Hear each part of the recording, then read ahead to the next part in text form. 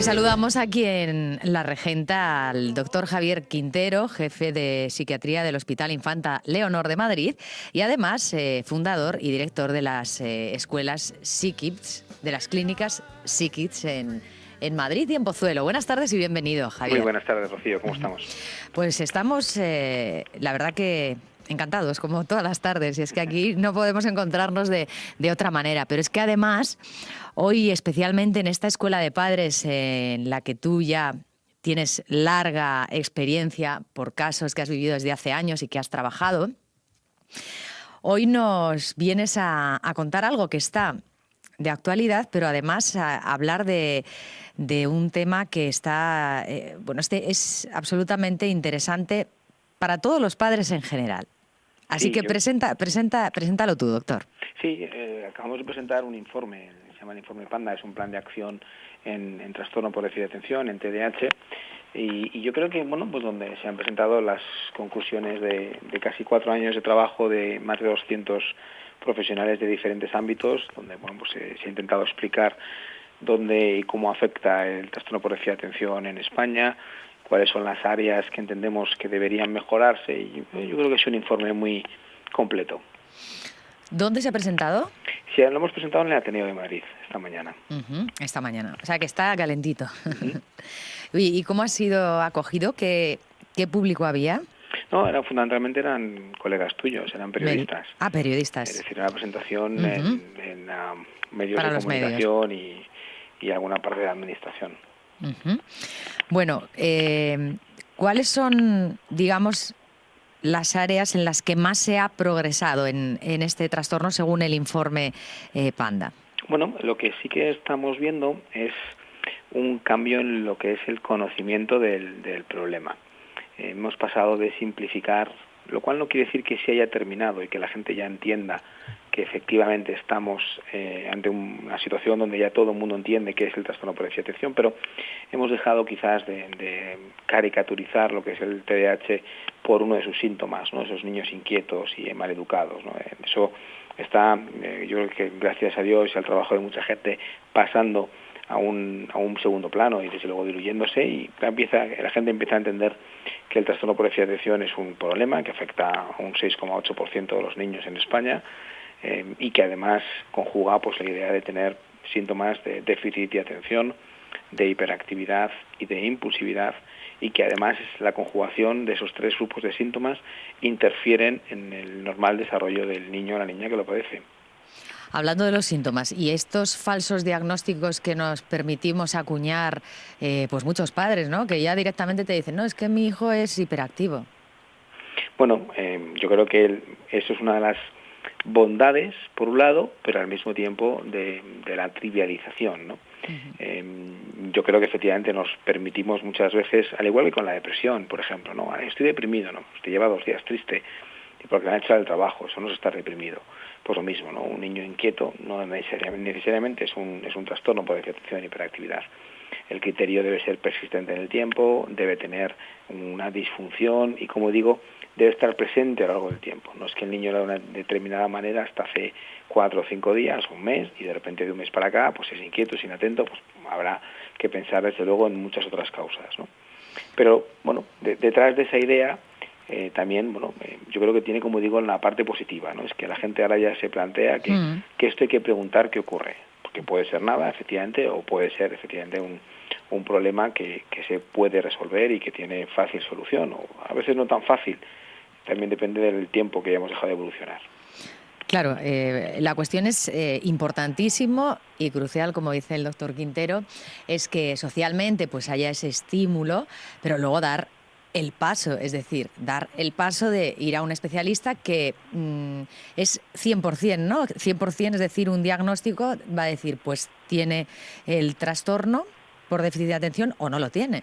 Claro, yo creo que el diagnóstico hoy por hoy sigue siendo un diagnóstico clínico, todavía, y yo creo que pasará mucho tiempo hasta que tengamos herramientas específicas que nos permitan llegar a un diagnóstico de certeza. Cuando me refiero a esto, me refiero a pruebas de imagen o pruebas genéticas, ¿no? A veces hay colegas y no tan colegas que dicen, no, pues esto se diagnostica con determinada prueba complementaria. No es cierto.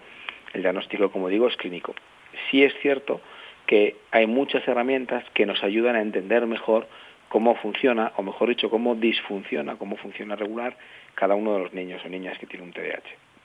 Y esas son muchas pruebas que tienen que ver con la neuropsicología, con la psicología clínica, que nos permiten entender el rendimiento cognitivo, evaluar la atención, memoria de trabajo, funciones ejecutivas, que son síntomas accesorios y síntomas, por otro lado, muy importantes a la hora de poder planificar cómo vamos a ayudar a ese determinado niño. En este informe Panda que habéis presentado esta mañana, ¿se ha destacado algunos descubrimientos de alto valor en los últimos tiempos? No era tanto enfocado a lo que se ha avanzado, que ha sido mucho, sino lo que hemos intentado es entender la realidad que vivimos y las áreas de mejora o las necesidades inadecuadamente cubiertas que tenemos en España. No es tanto un proceso de investigación, de nuevas herramientas o de nuevos abordajes terapéuticos para el TDAH. Lo que nosotros hemos intentado poner en blanco sobre negro ha sido cuál es la realidad del TDAH en España, en sus comunidades autónomas, en sus ciudades, en sus pueblos, porque una de las cuestiones que ocurre, pero no solamente en el TDAH, es que encontramos una disparidad muy marcada en función de dónde resida el niño. Si el niño reside en determinada ciudad, incluso en determinado barrio, pues va a tener acceso a una serie de recursos, ¿no? Pero bueno, si cambiamos de comunidad autónoma, cambiamos de ciudad y cambiamos de barrio, pues probablemente el enfoque o los recursos a los que pueda tener acceso sean muy diferentes. Y eso rompe la equidad del sistema. Y es una de las cosas que yo creo que nuestros dirigentes deberían reflexionar. Lo vemos en el TDAH, pero la verdad es que no solo en el TDAH. Vamos a ver esas áreas de mejora porque es interesante, ¿no? Sobre todo pues, en lo que se pueda progresar y que se haya puesto de manifiesto en este informe Panda. Hay una parte que yo creo que es crucial, que lo hemos situado como uno de los puntos quizás más críticos, ¿no? Que es lo que llamamos la prevención secundaria. En medicina, a todo el mundo se nos llena la boca, no, es más importante prevenir que curar. Bien, pues hagámoslo. Y tenemos 3 niveles de prevención diferentes, ¿no? La prevención secundaria es la que intenta llegar al inicio del problema, no cuando el problema ha evolucionado, hacer un diagnóstico precoz. La prevención primaria serían todas las acciones que podamos hacer para evitar la aparición del trastorno, ¿no? Realmente la prevención secundaria es algo que hacemos poco y que realmente tendemos a postergar, a esperar mucho tiempo, a mi juicio y a mi criterio, demasiado tiempo, para consultar cuando un niño empieza a tener dificultades. Muchas veces el niño no suspende. No suspende, ¿por qué? Porque es que le dedican 4 o 5 horas en tercero de primaria todas las tardes a hacer deberes.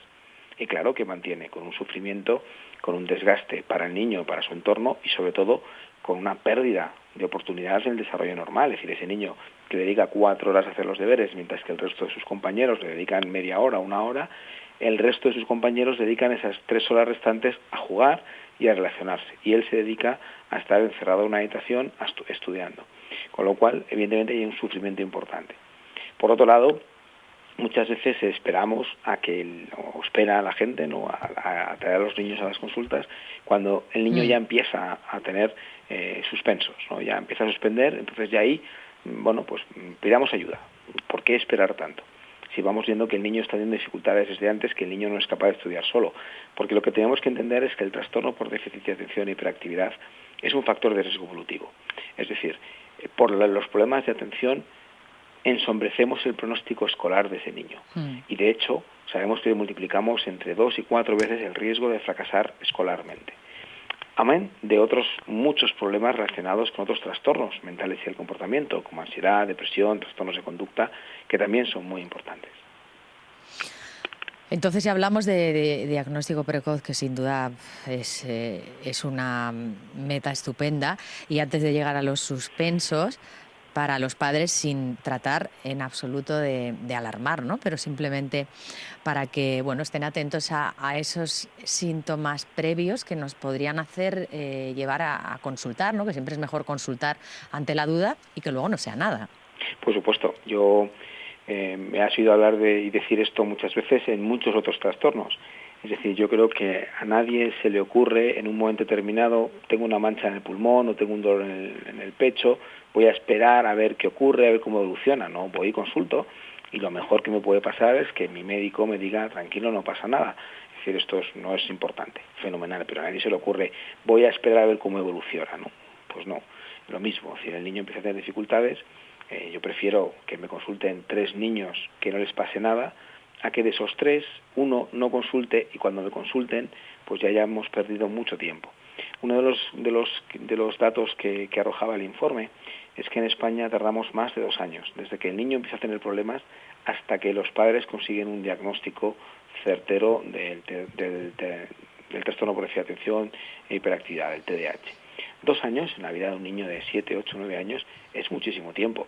Y eso es un coste de oportunidad muy importante también para el desarrollo del niño.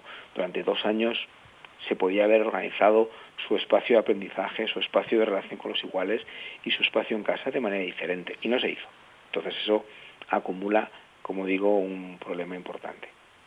Doctor Quintero, ¿desde los colegios se puede hacer algo? Muchísimo. Para empezar, en la capacidad de ese despistaje, a mí me parece que un aula de primero, segundo, tercero de primaria es un sitio formidable. Yo no necesito tanto unos profesores tremendamente formados, pero simplemente sensibles con la diferencia. Es decir, son profesores que manejan 20 y tantos niños en el mismo rango de edad. Y lo único que tienen es que percibir cuál es el diferente. Yo muchas veces pongo el ejemplo de no necesito que me gradúen la vista. No necesito que sean optometristas ni que sean oftalmólogos en absoluto. Lo que muchas veces yo necesito es que si un niño está en primera fila y ve la pizarra, pero le ponen en quinta fila y no ve la pizarra, pues simplemente que un profesor le diga a los padres, mire, creo que este niño no ve bien de lejos. Y ya le llevarán a un sitio donde sean capaces de graduar esa visión y ver si necesita gafas y por qué no ve bien de lejos. Bueno, pues lo mismo ocurre con un niño con TDAH. Es un niño más inatento, que le cuesta llevar el ritmo, que es inquieto, que es impulsivo, y el profesor de primero de primaria, de segundo de primaria o de tercero de primaria lo puede comparar con otros 20 niños en el mismo estadio evolutivo y puede entender por qué este niño, digamos, le está costando más que al resto. No hace falta que nos haga el diagnóstico diferencial, simplemente es que diga, no, mire, creo que a este niño le cuesta más prestar atención de lo que entiendo que le cuesta o lo que le debería costar. Sobre todo porque lo comparo con los otros 19 niños de su clase y a este niño le cuesta más que al resto.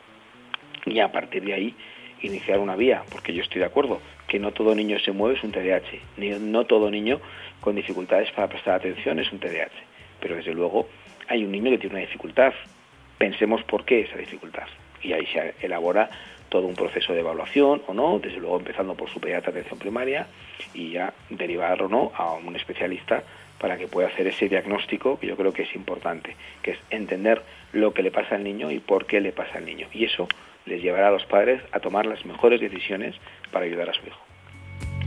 Inténtalo, mi niña, quiero verte reír.